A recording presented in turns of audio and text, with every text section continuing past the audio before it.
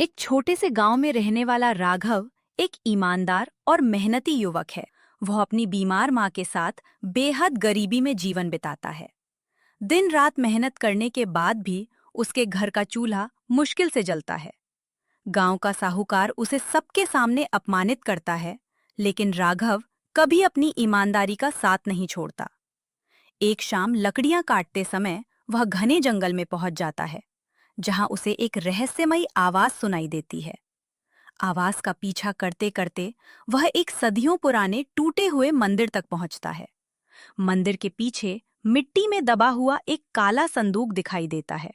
संदूक पर लिखा होता है, जितनी जरूरत हो उतना ही लेना, लालच मत करना।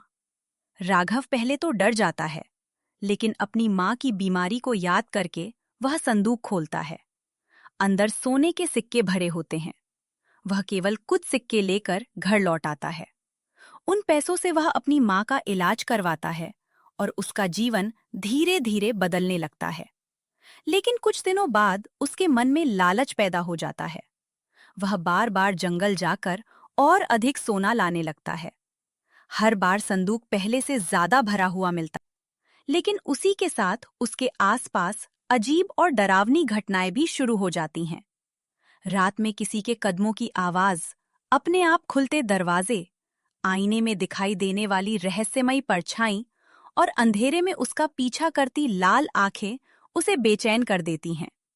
एक रहस्यमयी साधु उसे चेतावनी देता है कि यह खजाना शापित है और लालच की कीमत बहुत भयानक होती है।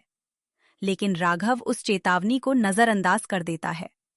उसे लगता है कि अब कोई उसे अमीर बनने से नहीं रोक सकता। आखिरकार एक तूफानी रात वह पूरा संदूक अपने साथ ले जाने का फैसला करता है। राघव संदूक लेकर घर जाने के लिए आगे बढ़ता है। तभी पीछे से वही डरावनी आवाज आती है, राघव। वह पीछे मुड़ता है। वही साधु उसके सामने खड़ा होता है। साधु कहता है, तुमने मेरी बात नहीं मानी, अब इस संदूक को खोल कर देखो। राघव संदूक खोलता है।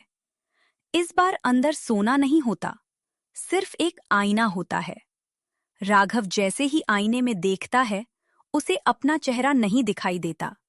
उसे दिखाई देता है कि वह सोने के लालच में अपनी माँ को अकेला छोड़ चुका है, दोस्तों से झूठ बोल चुका है और गांव के लोगों को धोखा देने लगा है।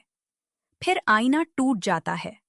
राघव की आंखों से आंसू निकल आते हैं। उसे समझ आ जाता है कि खजाने का शाप कोई भूत नहीं था, उसका असली शाप उसका अपना लालच था।